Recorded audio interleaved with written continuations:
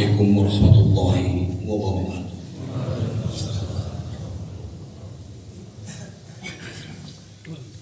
Allahu Akbar, Allahu Akbar, Allahu Akbar, Allahu Akbar, Allahu Akbar, Allahu Akbar, walillahil hamd. Alhamdulillahilladzi amarna bidabhil udhiyah وبلغنا إلى هذا اليوم من عشرة الحجة وأشهد أن لا إله إلا الله ذو الرحمة الواسعة وأشهد أن سيدنا محمدا عبده ورسوله الذي ترجى منه الشفاعة. اللهم صل وسلم وبارك على سيدنا محمد النبي الرحمة وعلى آله وأصحابه ذوي العقول السليمة صلاة وسلاما متلازمين إلى يوم القيامة. أما بعد فيا عباد الله فإني أوصيكم ونفسي بتقوى الله المنان القائل في كتابه القرآن: أعوذ بالله من الشيطان الرجيم، بسم الله الرحمن الرحيم. لا ينال الله لحومها ولا دماؤها ولكن يناله التقوى منكم كذلك سخر لكم لتكبروا الله على ما هداكم وبشر المحسنين. إلهي يا رسول الله ومطلوبي أعطني محبتك ومعك. إلهي يا رسول الله ومطلوبي أعطني محبتك ومعك. الله أكبر، الله أكبر، الله أكبر walillahil hamd. Hadirin sidang salat Idul Adha yang berbahagia. Pertama-tama marilah kita panjatkan puji dan syukur kepada Allah Subhanahu wa taala. Atas qudrat dan karunia kita masih diberikan panjang umur dalam keadaan sehat walafiat. Sehingga alhamdulillah di pagi yang berbahagia ini kita masih diberi kesempatan melaksanakan ibadah sholat sunat Idul Adha di Masjidul Aswad Pondok Pesantren Surabaya. Semoga ibadah kita diterima Allah Subhanahu wa taala. Amin ya Allah ya Rabbal. Salam dan salam semoga senantiasa terlimpah sudah kepada kita alam Kanjeng Nabi Muhammad sallallahu alaihi wasallam, pada keluarganya, para sahabatnya, para tabi'in, para tabi'in, ya Allah. Dan semoga pula sampai kepada kita selaku umatnya yang senantiasa menghidupkan sunnah-sunnahnya. Amin ya Allah ya Rabbal alamin. Selanjutnya hati berwasiat pada diri sendiri dan seluruh jamaah yang hadir.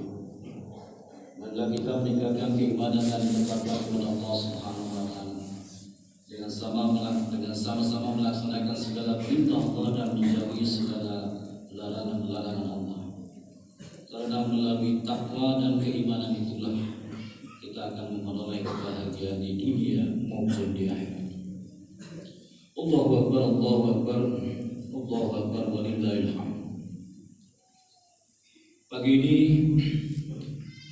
kita sedang merayakan hari raya Kurban atau dikenal dengan Idul Adha.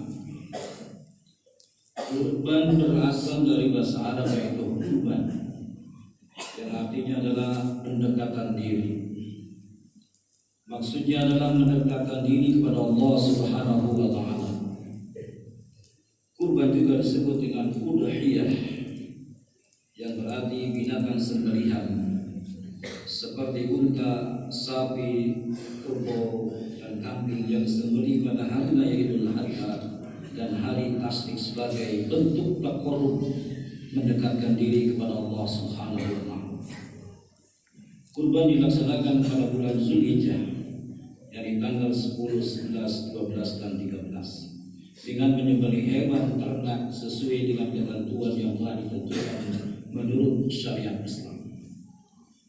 Melalui ibadah kurban kita berharap mampu lebih mendekatkan diri kepada Allah Subhanahu wa taala, sehingga ketakwaan kita pun semakin meningkat. Hadirin sidang Idul Adha yang berbahagia, ibadah kurban tentu memiliki banyak keutamaan. Nabi Muhammad SAW dalam hadis yang diriwayatkan oleh Imam Tirmidzi bersabda, tidak ada suatu amalan pun yang dilakukan oleh manusia pada hari raya kurban yang lebih dicintai Allah Subhanahu wa taala dari menyembelih hewan kurban. Sesungguhnya hewan kurban itu kelak pada hari kiamat akan datang beserta tanduk-tanduknya, bulu-bulunya dan kuku-kukunya. Dan sesungguhnya sebelum darah kurban itu menyentuh tanah, ia pahalanya telah diterima di sisi Allah Subhanahu wa taala. Maka beruntunglah kalian semua dengan pahala kurban tersebut. Melalui hadis ini kita dapat memahami bahwa menyembelih hewan kurban hanyalah sebuah sarana untuk mencapai tujuan, yakni taqarrub kepada Allah Subhanahu wa taala. Kita diingatkan oleh Allah Subhanahu wa taala dalam surat Al-Hajj ayat 37. Bismillahirrahmanirrahim. La yanalallaha luhumuha wa la dima'uha walakin yanaluhu taqwa minkum. Kadzalika sakhkhara lakum litukabbirullaha ala ma hadakum wa basyiril muhsinin.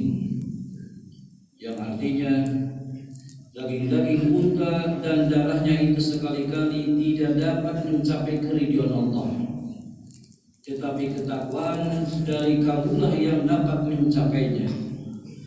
Demikian Allah telah menentukan untuk kamu supaya kamu mengagungkan Allah terhadap hidayahnya kepada kamu, dan berilah kabar gembira kepada orang-orang yang berbuat baik. Allahu Akbar, Allahu Akbar, Allahu Akbar, walillahil hamd. Dalam ayat lain Allah pun mengingatkan, wa ma amwalukum wa la auladukum billati tuqarribukum indana zulfa illa man amana wa amila shalihan fa ulaika lahum jazaa'ul dhif bima amilu wa hum bil ghurfati aminun. Dan sekali-kali bukanlah harta dan bukan pula anak-anak kamu yang mendekatkan kamu kepada kami sedikit pun, tetapi orang-orang yang beriman dan mengerjakan amal-amal soleh, mereka itulah yang memperoleh balasan yang berlipat ganda disebabkan apa yang telah mereka kerjakan. Dan mereka aman sentosa tempat-tempat yang tinggi dalam surganya Allah Subhanahu wa taala. Hadirin sidang Idul Adha yang berbahagia, dalam konsep tasawuf, kurban dimaknai sebagai sebuah proses menyembelih sifat-sifat kehewanan, bahimiyah dan sabuiyah. Sabuiyah adalah sifat kepuasan yang apabila menguasai diri manusia, ia akan suka bermusuhan, berkelahi, suka marah, suka menyerang, suka memaki, suka berdemo, anarki, cemburu, berlebihan dan lain sebagainya. Semua itu harus kita sembelih. Imam Ghazali radhiyallahu anhu mengingatkan bahwa pada diri manusia itu pada dasarnya manusia memiliki 4 karakter. Yang pertama adalah karakter ar-rububiyah, sifat ketuhanan. Yang kedua asy-syaithaniyah, sifat kesetanan. Yang ketiga adalah bahimiyah, sifat kehewanan. Dan yang terakhir adalah sabuiyah, sifat kepuasan. Dari keempat sifat tersebut, 3 sifat yang senantiasa harus kita kendalikan, yaitu sifat kesetanan, sifat kehewanan, dan sifat kepuasan. Bagaimana cara mengendalikan sifat-sifat tersebut? maka kita merujuk pada sabda Rasulullah SAW. Sesungguhnya zikir kepada Allah akan menyakiti syaitan seperti penyakit yang menyerang lambung anak Adam. Merujuk pada salah satu hadis ini, maka salah satu cara untuk mengendalikan sifat-sifat kesehatan dan sifat-sifat kehewanan dan kepuasan adalah dengan memperbanyak zikir kepada Allah Subhanahu wa ta'ala.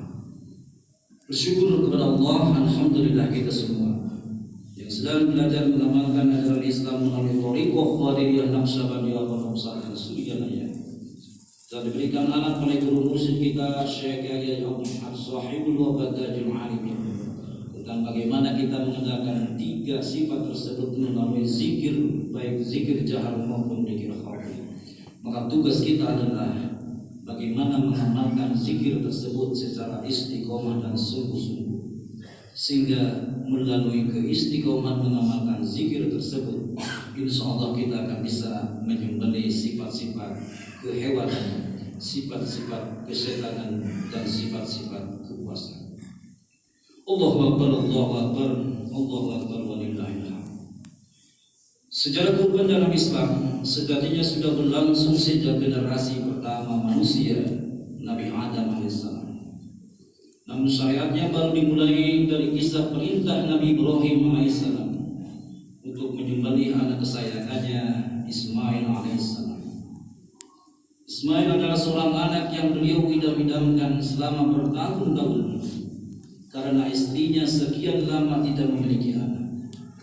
Dalam surat As-Saff dijelaskan bahwa semula Nabi Ibrahim berdoa kepada Allah, Rabbi habli minas salihin, Rabbi habli minas salihin, Rabbi habli minas salihin.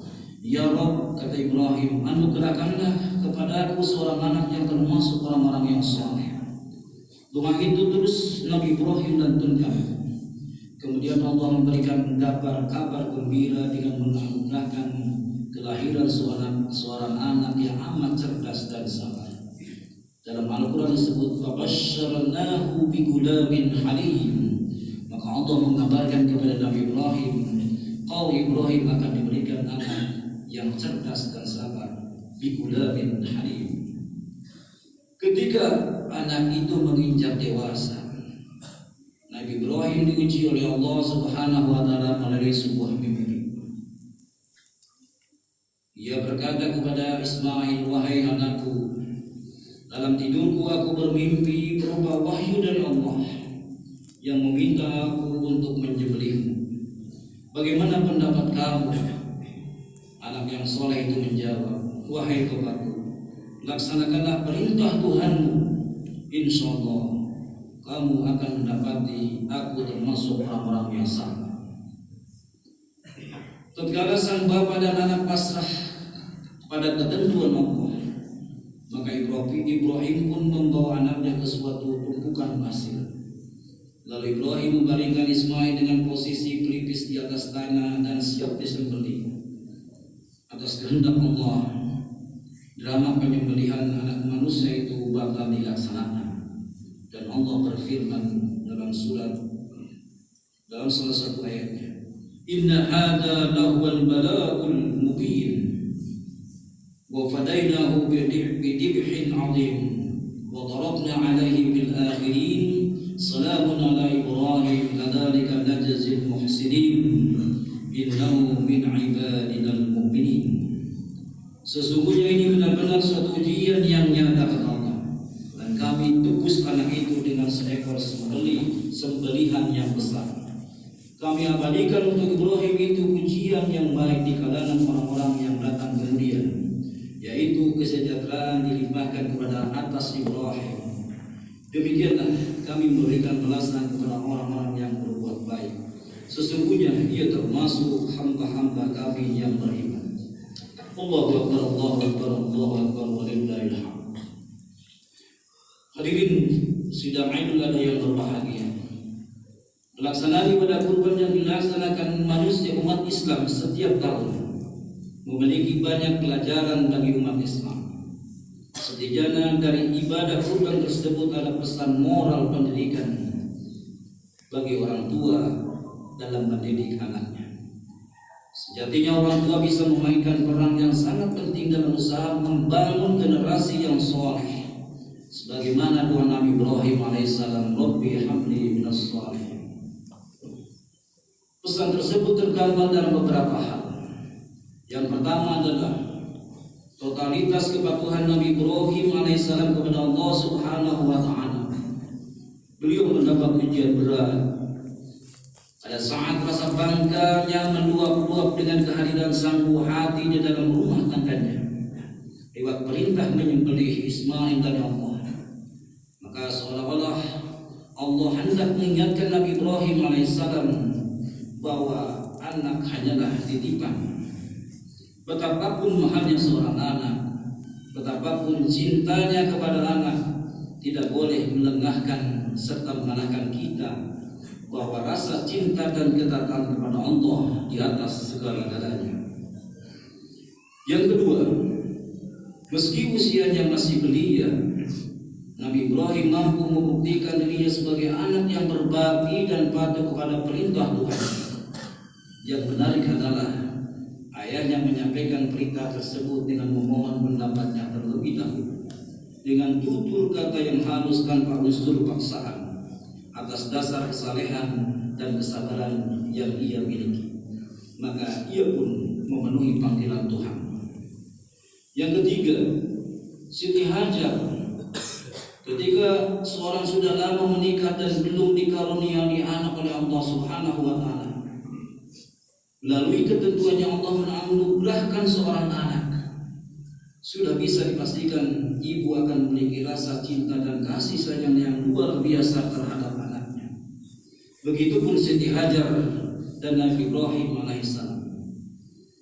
Tapi pada saat rasa cinta dan kasih sayang terhadap anaknya semata yang harus dipertaruhkan dengan rasa cinta kepada Allah Subhanahu wa Ta'ala, Nabi Ibrahim dan istrinya mampu menempatkan cintanya kepada Allah di atas cinta kepada anaknya Ismail.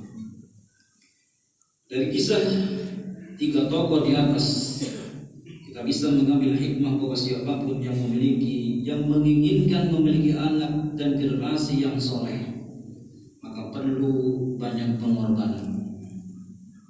Pengorbanan dari sang ayah, dari sang ibu, dan dari anak. Dalam konsep pendidikan anak, orang tua adalah pendidik utama dan pertama. Pertama, karena mereka lah yang pertama kali mengajarkan, memberikan pengajaran, pendidikan, membangun karakter kepada anaknya. Yang utama karena mereka lah yang memiliki tanggung jawab, kewajiban dan kuasa menjadikan anak seperti apa. Masing-masing dari orang tua harus mampu memainkan peranan sesuai dengan tugas dan fungsinya masing-masing. Yang kedua, keduanya harus melakukan kerjasama, saling melengkapi dan memberikan kontribusi dengan sesuai dengan kapasitas dan batasan pada ranah masing-masing tanggung jawab orang tua. Hadirin sidang Idul Adha yang berbahagia.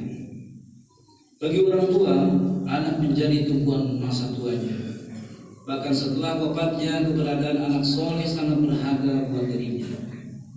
Sehingga mendidik anak, membina akhlaknya, membesarkan dan ketakwaannya dan kesalehannya adalah kebutuhan dirinya sekaligus kewajiban dari Allah Subhanahu wa Ta'ala.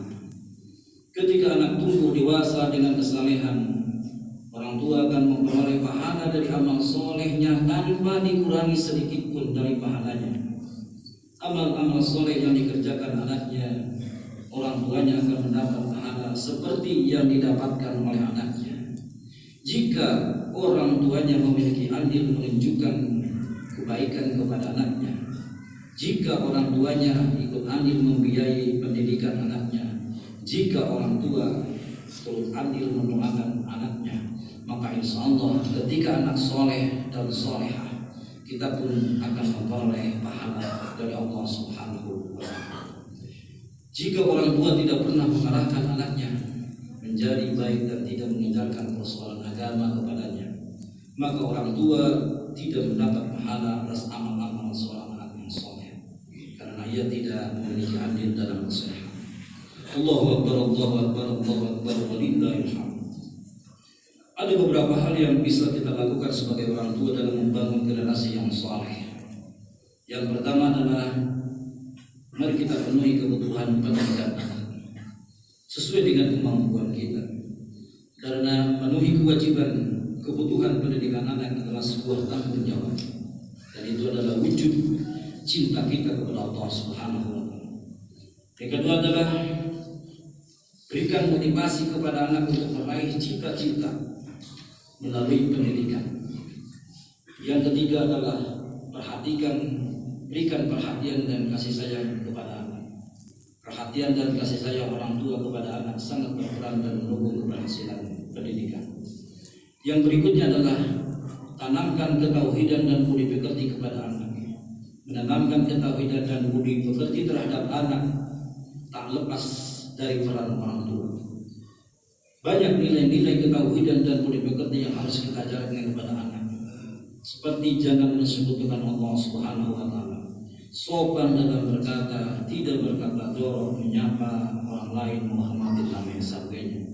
Yang tidak kalah penting bagi kita ikhwan akhwat thariqah hadirin Ahmadiyah adalah bagaimana mengajarkan sejak dini kepada anak kita bagaimana menjadi pengamal TKN Pondok Pesantren Suryalaya. Itu hal yang luar biasa. Ketika anak kita menjadi penerus pengamal thariqah hadirin Ahmadiyah, maka insyaallah mereka pun akan mampu menolong kita pada saat nanti kita membutuhkan pertolongan dari anak-anak. Semoga melalui khutbah ini kita semua dapat mengambil hikmah dan pelajaran dari peristiwa kurbannya Nabi Ibrahim AS, sehingga kita mampu menyiapkan generasi yang syarat dengan kekuatan iman, ilmu, amal dan akhlakul karimah. Karena sejatinya meninggalkan generasi yang lemah adalah sebuah kerugian bagi orang tua, bangsa, agama dan negara. Allah Subhanahu wa taala telah mengingatkan dalam surat An-Nisa ayat 9, "Wa liyakhshal ladzina law taraku min khalfihim dhurriyyatan dha'afan khafu 'alaihim falyattaqullaha wa yaqulu qawlan sadida." Dan adalah takut kepada Allah orang-orang yang seandainya meninggalkan di belakang mereka anak-anak yang lemah dalam keimanan, lemah dalam ilmu, lemah dalam ekonomi, yang mereka khawatir terhadap kesejahteraan mereka. Oleh sebab itu, hendaklah mereka bertakwa kepada Allah dan hendaklah mereka mengucapkan perkataan yang benar. Quran surat An-Nisa ayat 9.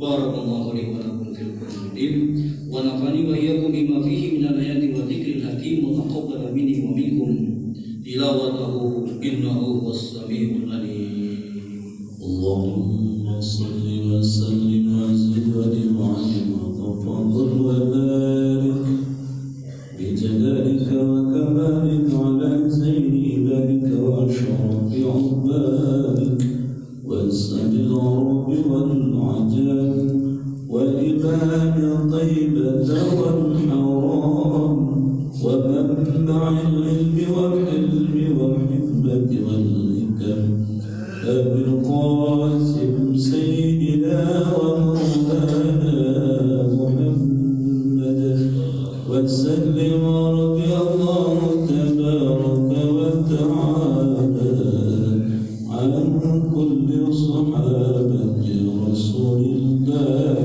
أجمعين.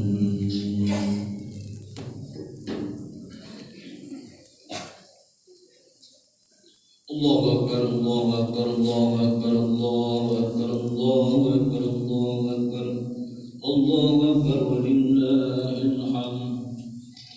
الحمد لله الذي على إحسانه والشكر له على توفيقه وإمداده. أشهد أن لا إله إلا الله وحده لا شريك له وأشهد أن سيدنا محمدا عبده ورسوله الداعي إلى رضوانه.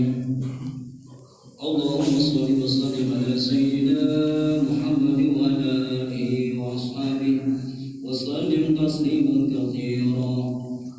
أما بعد فيا أيها الإخوان اتقوا